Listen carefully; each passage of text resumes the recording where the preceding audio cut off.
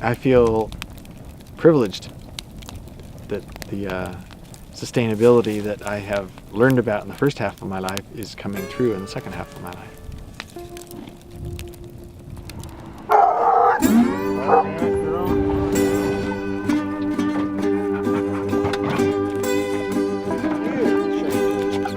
If you ask for strength, a lot of times what that is a test of strength that builds your level of strength to where you realize you have the strength that you need. You had it all the time, you just didn't know it. Everything adapts. And this is the cheapest kind of butcher knife you could use. It's just a chef knife. It works just fine, as long as you keep it sharp.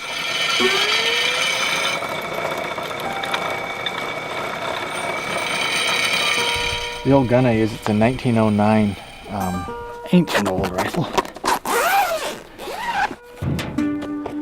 That's not what I like to use.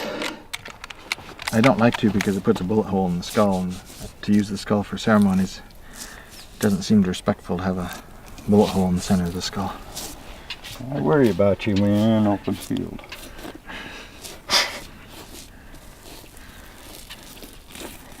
Well, when I do that ceremony, that's why I do the ceremony. That's why you do the ceremony. Well, it's the focus of the lodge, the ceremony of the sweat lodge. And any individual can say any prayer they want. And when the lodge is done in a proper way, whatever that entails, then you can talk to the spirits of the animals or the animals themselves directly.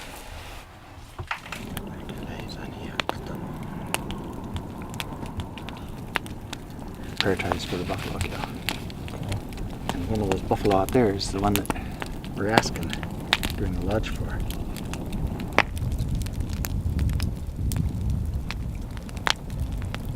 One of the first ones I did for a guy downriver who was raising buffalo.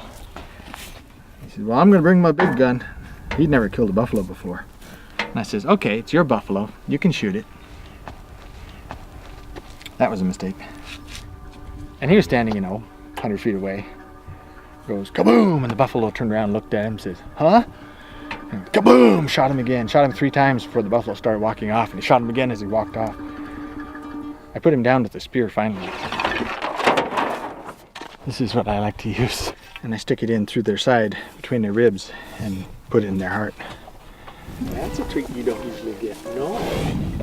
Good girl. Spear doesn't disturb everything that's going on here. When you use a spear, he grunts, he runs around, he sits down and quits breathing, and it's that much noise, just a grunt.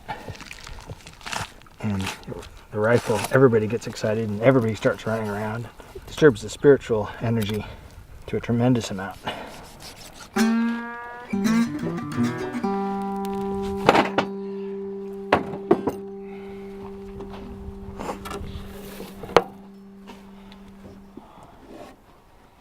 A lot of times we're asking for things that we don't know that we're asking for.